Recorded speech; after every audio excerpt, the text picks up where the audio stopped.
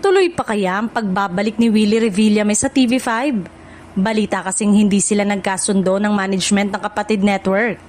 Base ito sa report ni Nanay Christy Fermin sa Showbiz Now na. Nakikipag-usap siya sa mga bossing ng TV5 kasi doon naman pala siya babalik.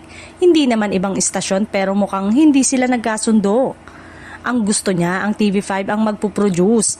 Ang sabi naman ng istasyon, mag-block time ka na lang. Ikaw na lang mag-produce ng show mo. Kumuha ka na lang ng oras sa amin. Kwento ni Christy. Hindi umano tinanggap ng TV5 na sila ang magpuproduce. Dagdag pa, ang ginawa ni Willie ayon sa source. May mga gamit pa siyang naiwan doon sa TV5 bago mag-eleksyon. Nung bago matigil ang kanyang programa, pinaghahakot niya lahat at ibinalik niya sa Will Tower. Kinuha niya sa bakuran ng TV5.